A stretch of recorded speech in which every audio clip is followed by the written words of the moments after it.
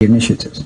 We estimate 1 trillion shillings as budgeted corruption for the next financial year.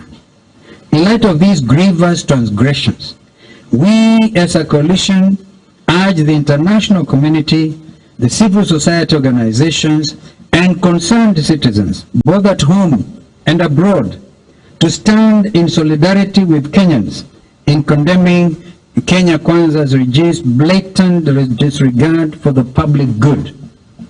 We call for quick action to bring those responsible for this breach of trust accountable, and to lobby for a budgetary framework that prioritizes the needs and concerns of all Kenyans, not just the privileged few. Kenya Kwanza may have been successful in unveiling its punitive budget, but it has fallen short of its obligation to lead with honesty, with fairness and compassion.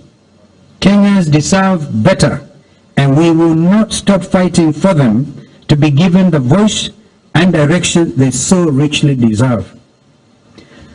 On the Finance Bill 2024, as our second item, the Kenya Kwanza regime's planned Finance Bill 2024 seeks to fund a 3.914 trillion budget through tax collection of 3.354 trillion shillings.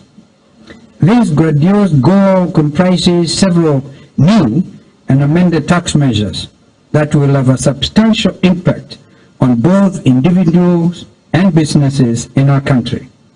Azimio believes that Kenyans can only thrive if we stimulate the economy, not if we arbitrarily and consistently raise their tax burden. If the bill is passed as written, Kenyans must be prepared to give up their belts, or what remains of them, in the second wave of KK taxes. We know that ordinary Kenyans, Mamamboga, border riders, and the people of Mjengo and Kokoteni have nothing to gain from this bill, because Kenya Kwanza is targeting them for the second time with a double taxation plan that aims to increase taxes by approximately 24,000 shillings per 100 Kenyan per year. The majority of the tax measures in the 2024 Finance Bill are punitive in nature, with substantial consequences for Kenyans. For example, the new tax on motor vehicles proposes a 2.5% tax on the value of motor vehicles, with a minimum of 5,000 shillings and a maximum of 100,000 shillings, which, if adopted, will raise the cost of car ownership and result in higher insurance rates. It is predicted to have an impact on the transportation and logistics industries, thereby increasing the cost of living via a multiplier effect. The new withholding tax on digital marketplaces levies a 20% tax on non-residents and 5% on residents' income from digital marketplaces. This will raise tax compliance expenses for digital marketplace operators, perhaps leading to higher pricing for consumers as businesses pass on the tax burden. The proposed rise in excise duty on money transfer services from 15% to 20% will raise the cost of financial transactions, hurting both businesses and individuals who use these services daily. The significant economic presence tax, which proposes to replace the digital service tax with a 30% tax on non-resident digital service providers' taxable profit, calculated as 20% of gross turnover, will significantly increase the tax burden on digital service providers from 1.5% under DST, abbreviation for digital service tax, to an effective rate of 6%. This will deter digital companies from operating in Kenya, which could stunt the sector's expansion. Kenya's efforts to establish a circular economy to manage its waste and become a regional recycling hub will be further undermined by the recently proposed eco-levy environmental tax, which targets importers and manufacturers of specific products to set up waste management infrastructure.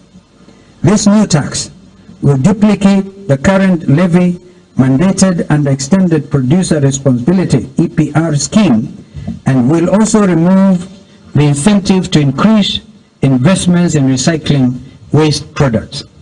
Additionally, the eco levy will be detrimental to wananchi, as it will increase prices for all plastic packaging materials, batteries, and hygiene products. For instance, the 150 shilling levy per kilogram of plastic packaging will increase the cost of a 400-gram loaf of bread by 9 shillings, from 65 shillings to 74 shillings. Increase 1 liter of cooking oil by 16.81 shillings, from 300 to 316.81. Increase of 1 kilogram of powder detergent by 30 shillings, from 200 to 230. Bread and other necessities will now be subject to a standard rated VAT instead of zero rated VAT, which will directly affect household spending and drive up the already expensive cost of living. As Azimio, we firmly believe that these are serious ramifications for Kenya's economy and standard of living if the bill is passed into law.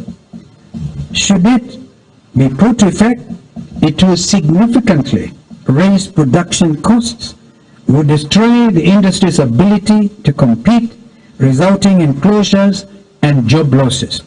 As a result, our local and export markets will be negatively impacted, retail prices will rise, wananchi will be burdened, and cash flow requirements will rise during a period when interest rates are rising. Azimio believes that our country's focus should be on helping enterprises and the manufacturing industry to create jobs and wealth, increase productivity, cut living costs, and finally bring prosperity to Kenyans.